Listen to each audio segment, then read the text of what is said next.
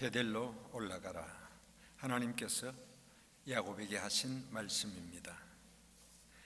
지금 야곱이 있는 곳은 세겜 땅입니다. 세겜이라는 곳에 살고 있는 야곱에게 하나님께서 너 여기 있지 말고 베델로 올라가라, 그렇게 명령을 하신 것입니다. 왜 하나님께서 야곱에게 베델로 올라가라고 하셨는가? 이 사건이 생기게 된 배경이 있습니다. 32장에서 그는 형을 이제 만나게 되죠. 20년 만에 형과 화해를 하고 이제 외삼촌 집에서 돌아왔습니다. 근데 그는 환도뼈를 치료하고 숲곳에 머물다가 그가 정착한 곳이 어디냐면은 세겜 땅입니다. 세겜 땅에서 그는 한 10년 정도 살고 있었습니다. 그런데 이 34장에 보면은 아주 불행한 일을 겪게 됩니다. 그게 뭐냐면은 야곱의 사랑하는 딸 디나가 그 세겜 땅 그 추장에 의해서 몸을 더럽히게 됩니다. 요즘 표현하면 성폭행을 당한 거죠. 이 사건을 경험하고 아버지 야곱의 마음이 분노가 가득 차고 어떻게 할 줄 몰랐습니다.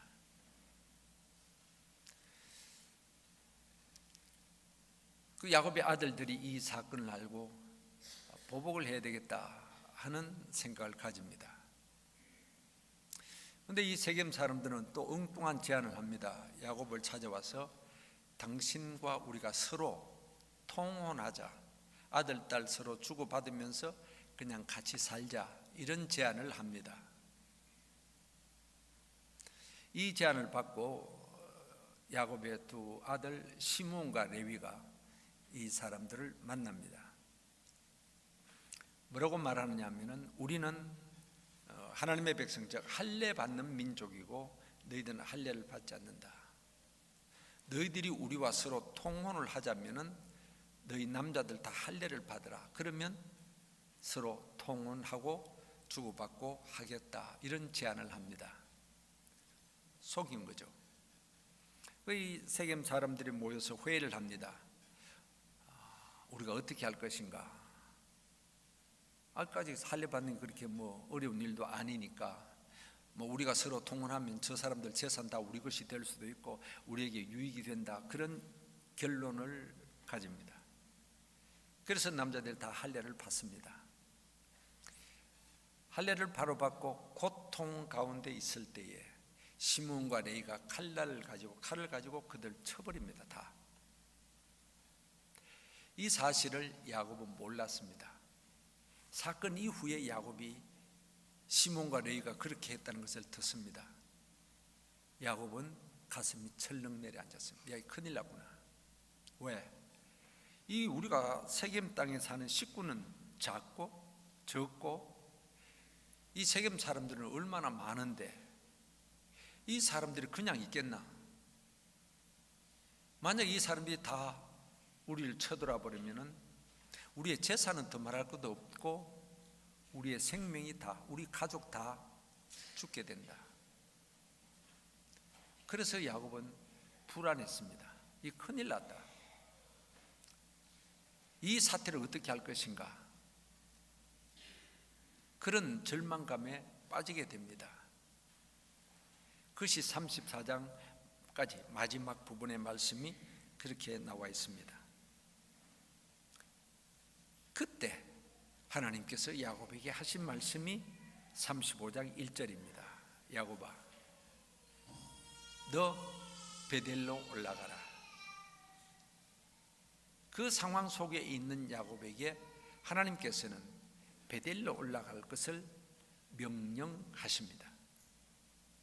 우리가 읽어서 아는 대로 그 명령을 받고 야곱은 온 식구들을 불러 모으고 자, 우리가 베델로 올라가야 되겠다, 자 가자 하고 마침내 떠나서 베델로 갑니다. 그 베델은 창세기 28장에 그가 집을 떠나서 외삼촌 집으로 도망가다가 하나님을 만난 곳, 바로 그곳입니다. 그렇게 올라갔다 하는 것이 오늘 1절에서 8절까지의 말씀입니다. 왜 하나님께서 이렇게 어려운 시련 가운데 빠져 있는 야곱에게 베델로 올라가라고 말씀하셨는가? 그 올라가라는 의미가 무엇일까? 오늘 아침 저와 여러분을 향해서 하나님께서 이 명령을 하신다면, 우리의 이름 석자를 부르시고 야, 너 지금 어디 있냐? 베델로 올라가라. 그렇게 말씀하신다면 야곱에 주어졌던 말씀과 오늘 내게 주어진 말씀으로 받을 때 베델로 올라간다는 것은 과연 무엇을 의미하는 것일까? 내가 올라가야 될 베델은 과연 어디냐 하는 것입니다. 그 의미를 한번 생각해 보려고 합니다. 베델로 올라가라는 의미는 회개를 의미합니다. 하나님께서 야곱에게 야, 베델로 올라가라, 너 회개해라, 그렇게 들려진 음성입니다. 또 그가 야곱이 베델로 올라갔다는 결단을 내렸다는 것은 회개를 결단한 것입니다. 그것을 어떻게 알 수 있느냐? 2절에서 4절까지 보면 알 수가 있습니다. 하나님의 명령, 베델로 올라가라 했을 때 야곱은 자, 우리 식구들 자, 그냥 가자 이렇게 하지 않았습니다. 2절에서 4절까지 보면 그렇죠. 야곱이 이에 자기 집안 사람과 자기와 함께한 모든 자에게 이르되 너희 중에는 이방 신상을 버리라. 자신을 정결케 하라. 의복을 바꾸어 입이라. 우리가 일어나 베델로 올라가자.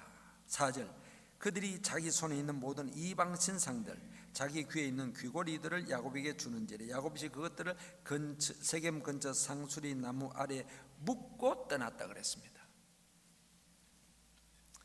야곱이 베델로 올라가라는 하나님의 명령을 들을 때에 그 말씀 앞에 자신을 돌아본 겁니다. 우리의 가족을 돌아본 것입니다. 뭐냐? 우리가 하나님 앞에, 내가 하나님 앞에 잘못된 요소가 너무 많다는 것을 깨닫게 됩니다. 그 잘못된 요소가 뭐냐? 이방 신상도 있고 귀고리도 있고 그런 것들이 잡다한 것이 자기 집안에 있었다는 것입니다. 우상들이 뭐가 있겠습니까? 야곱의 가정에 아마 대표적인 것이 드라빔일 것입니다.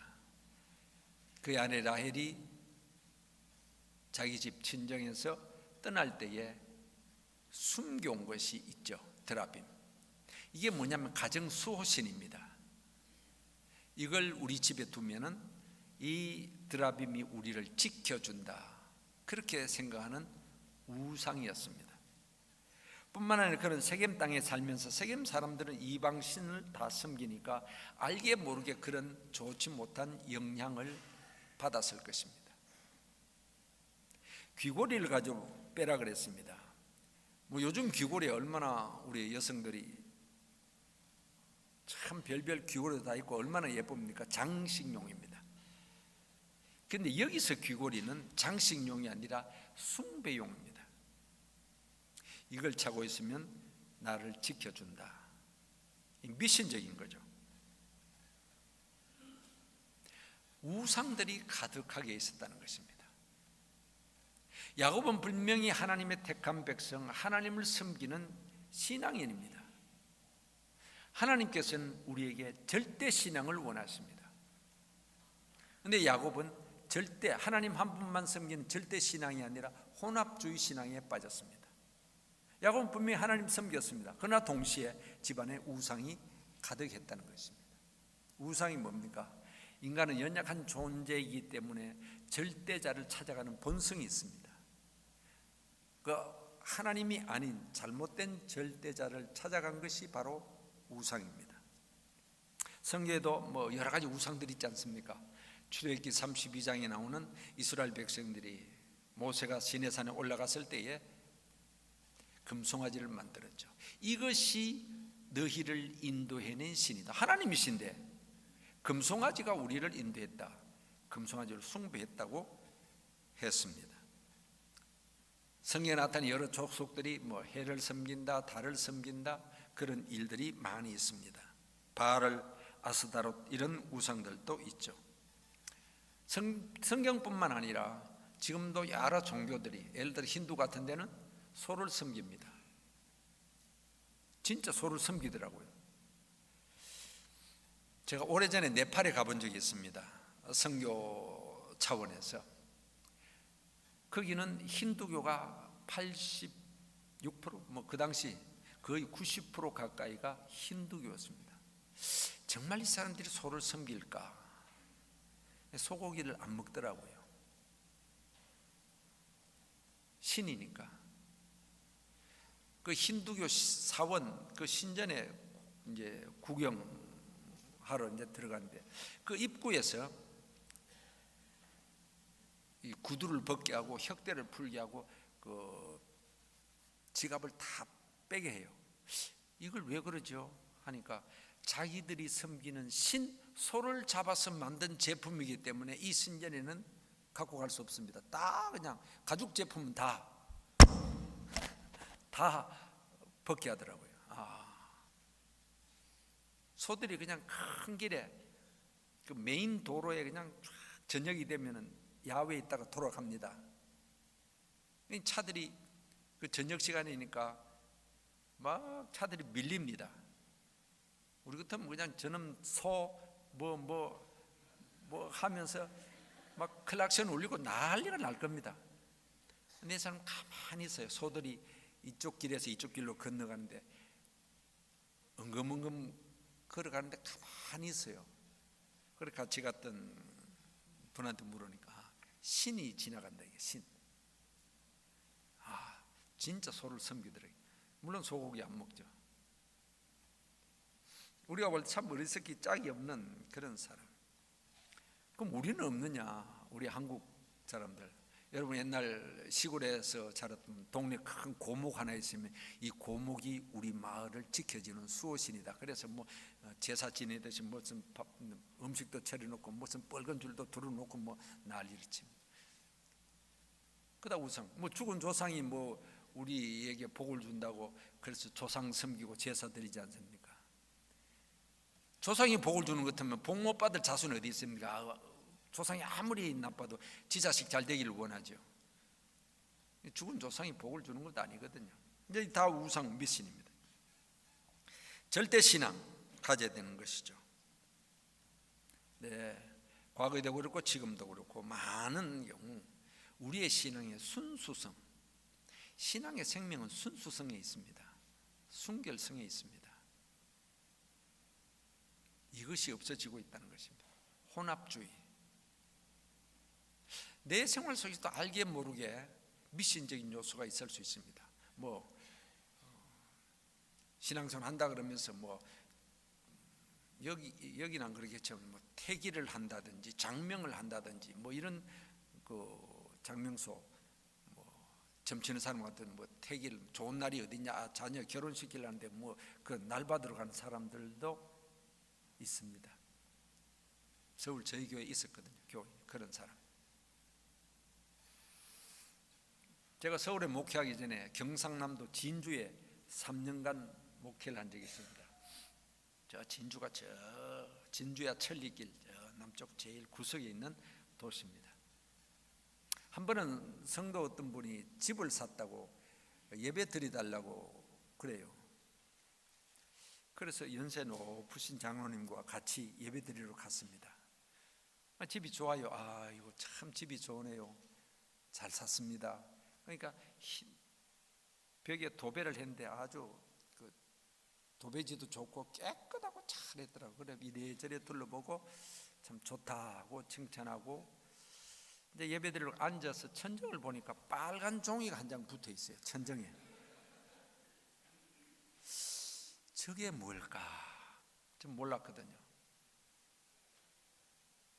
왜 깨끗하게 도배를 해놓고 빨간 종이를 천장에 붙였을까?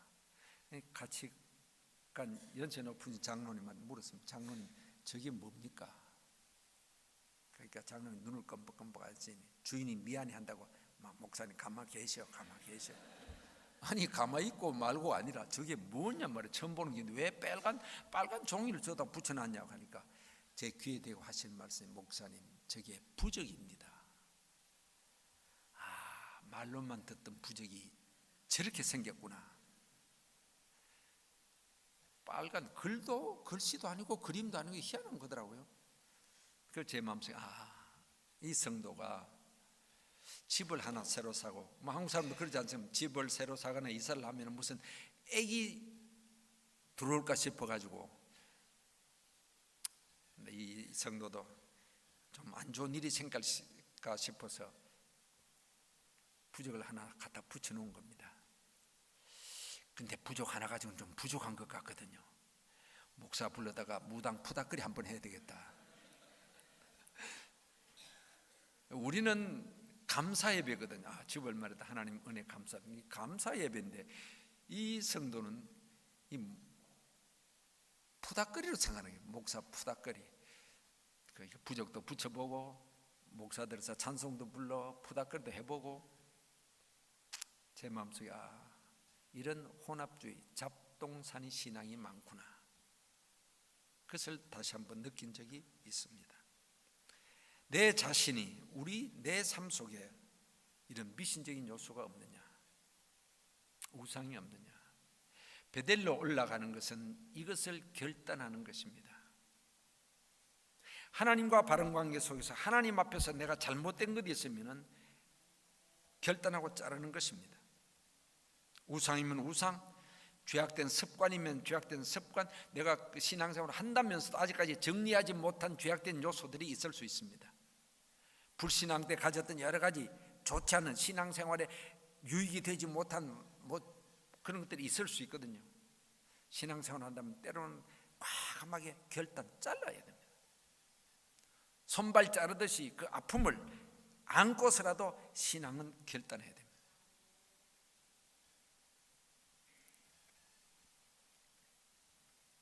오늘의 우리의 신앙 문제 가운데 하나가 회개 없는 신앙, 회개 없는 기도, 회개 없는 축복을 바랄 때가 많습니다. 이건 잘못인 거예요.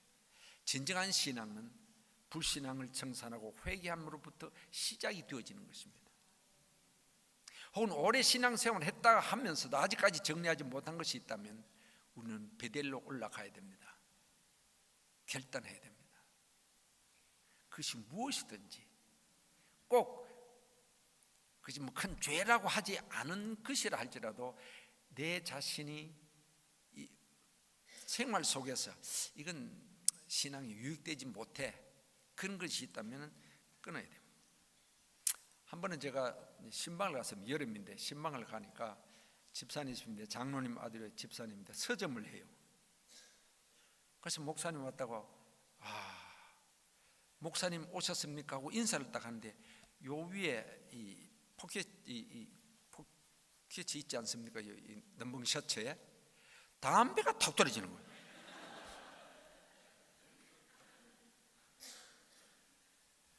깜짝 놀랐습니다.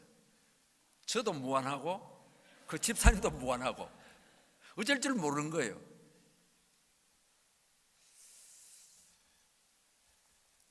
그런데 감사한 것은 이 사건을 계기로서 그 집사님이 담배를 끊었다는 데 있습니다. 담배가 담배 피운다서 구원 못 받는다 그런 소리는 할 수 없습니다. 그러나 그것이 결코 유익한 것 아니거든요.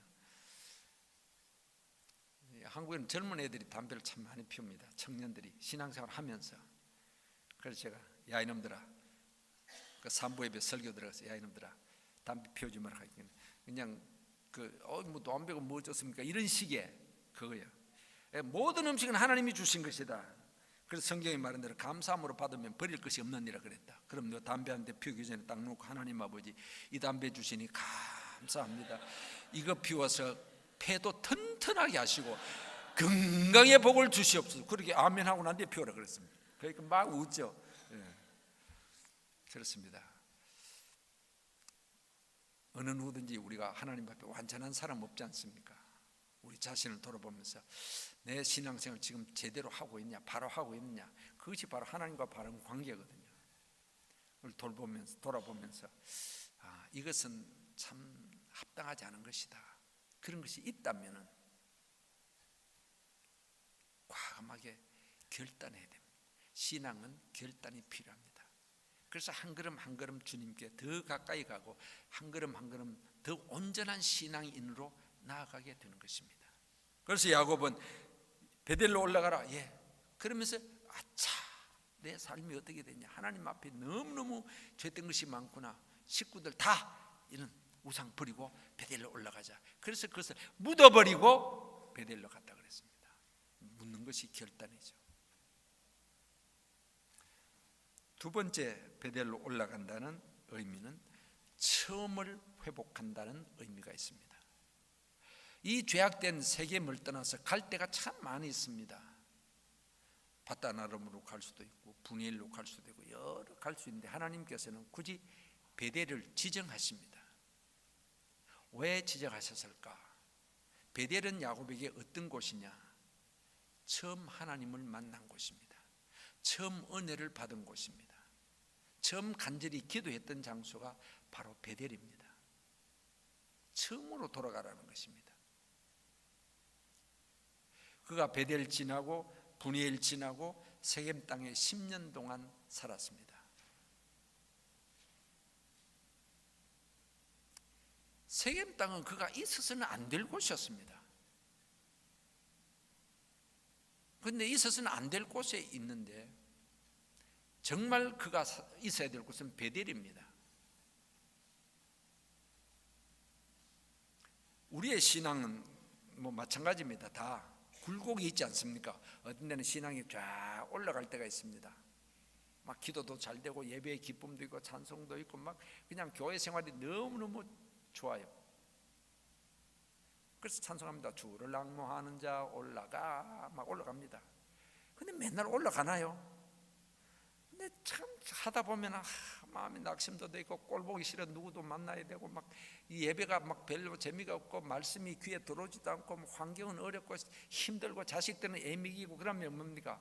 또 믿음이 뚝 떨어집니다.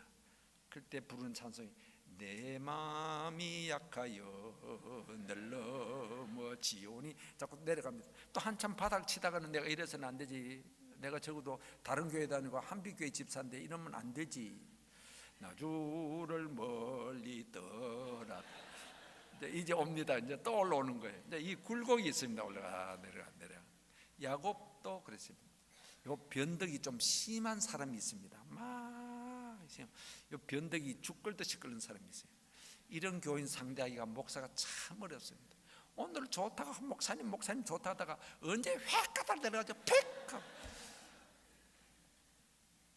감정의 기복이 심한 사람, 신앙의 기복이 심한 사람, 조금씩 있을 수 있어요. 야곱이 그랬습니다. 자, 베델에서 쫙 올라갔습니다. 하나님 만나지 않습니까? 막 대단했습니다. 왜 삼촌쯤에서 온갖 거짓말 다 하고 못된 짓 다 믿음 다 떨어졌습니다.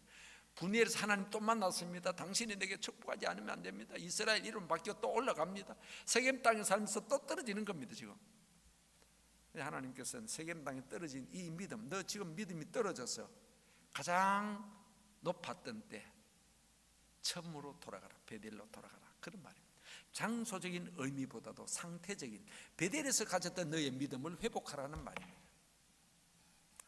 우리 누구에게든지 베델은 다 있습니다. 장소일 수 있습니다. 사건일 수 있습니다. 시간일 수 있습니다. 그런데 처음은 다 좋은 것 같아요. 근데 시간이 가면 자꾸 낡아지는 경우가 있습니다. 요한계시록 2장 5절에 보면 주님께서 에베소 교회에 향해서 하신 말씀이 있죠. 칭찬이 있습니다. 에베소에는 칭찬. 그 다음에 책망이 또 나옵니다. 처음 사랑을 버렸다, 책망하십니다. 그런데 사랑 버렸다고 하시지 않고 처음 사랑을 버렸다 그랬습니다. 그건 뭡니까? 에베소 교회가 과거에는 처음에는 사랑이 많았던 교회라는 의미입니다. 그래요. 에베소 교회는 바울이 개척한 교회죠. 목회했던 교회입니다. 3년간. 사도행전 20장에 보면 바울이 목회를 3년 하고 떠나게 될 때에 밀레도라는 곳에 에베소 교회 장로님들이 왔습니다. 그래서 바울이 내가 이제 여기서 떠나서 앞으로 어떻게 된다고 했을 때에 이제 이별의 순간입니다. 그때 에베소 교회 장로들이 바울의 목을 안고 울었더라 그랬습니다. 눈물이 있다는 것은 사랑이죠. 그만큼 사랑이 충만한 교회였습니다. 에베소 교회는 원래. 근데 요한계시록 2장까지, 사도행전 20장에서 요한계시록 20장까지 오는 세월 동안 이상하게 이 교회가 자꾸 사랑이 식어집니다. 뚝뚝뚝뚝 떨어지고. 그래서 요한계시록 2장에 와서는 주님이 보실 때 이 교회가 왜 이렇게 냉랭하고 사랑이 없어져 버렸냐, 회복하라는 것입니다. 처음 사랑을 회복하라. 그래서 처음 사랑을 이야기합니다. 마태복음 28장 10절에 보면 예수님께서 부활하시고 제자들에게 이런 말씀을 전하십니다. 갈릴리에서 만나자. 갈릴리. 왜 예수님께서 갈릴리에서 만나자 그럴까요? 갈릴리는 어떤 곳이냐? 제자들이 예수님을 처음 만난 곳이 갈릴리입니다.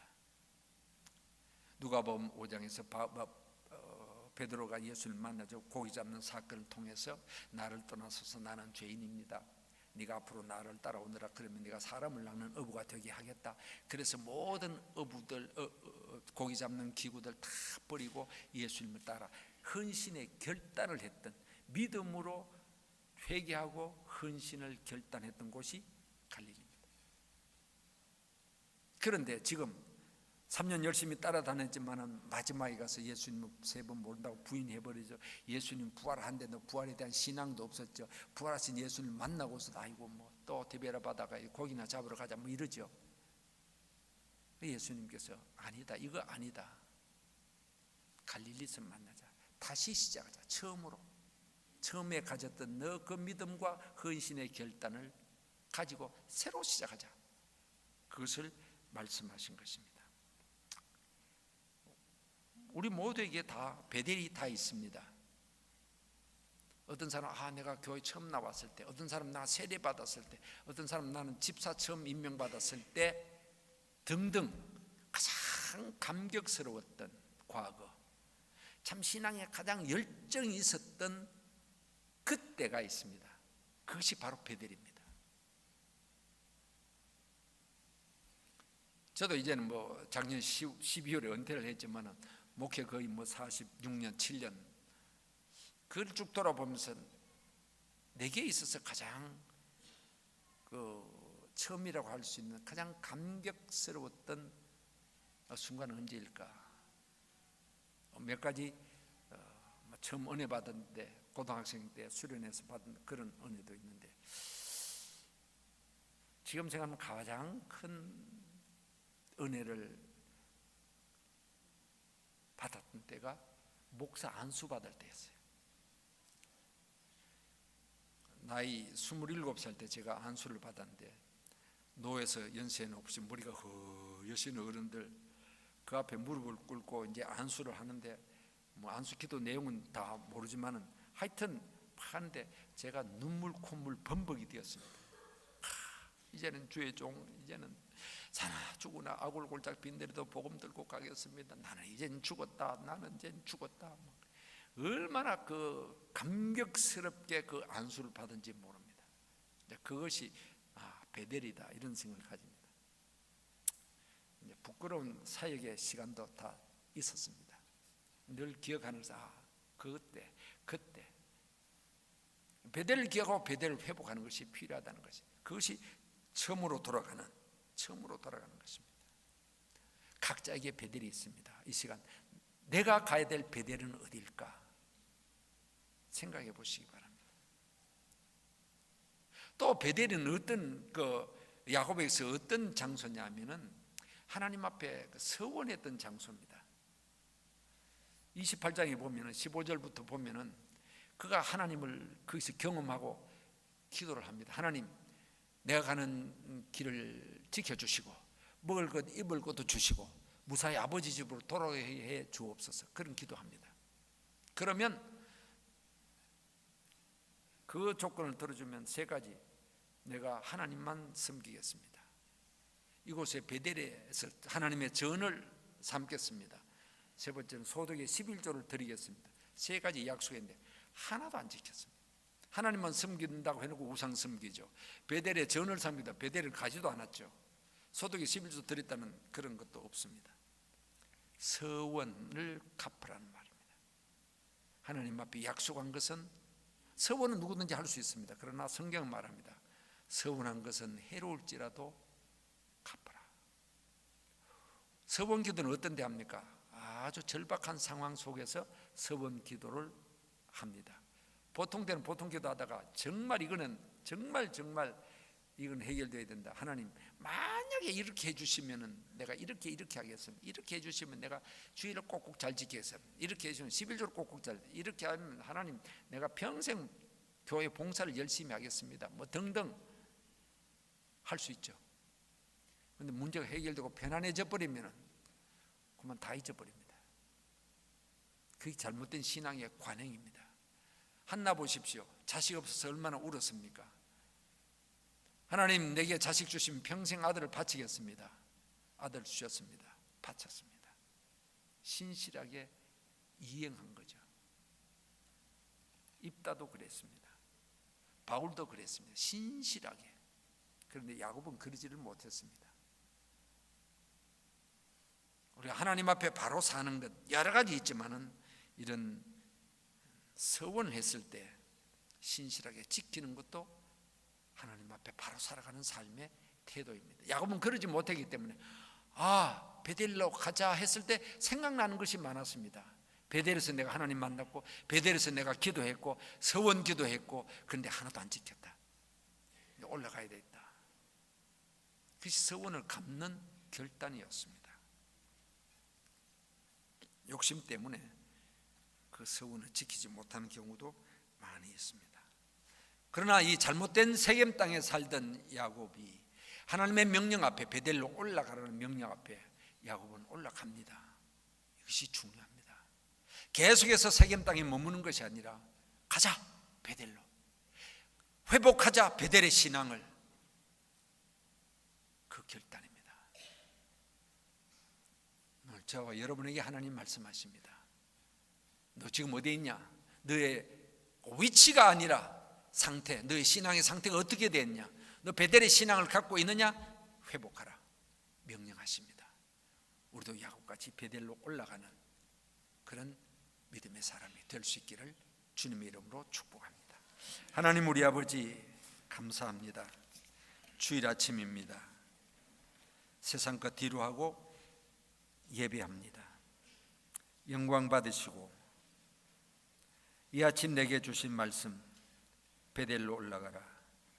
야곱의 베델이 아니라 나의 베델을 생각하게 하시고 야곱의 발걸음이 베델을 향했듯이 우리의 발걸음도 베델로 향할 수 있는 은혜를 주시옵소서. 예수님의 이름으로 기도하옵나이다. 아멘.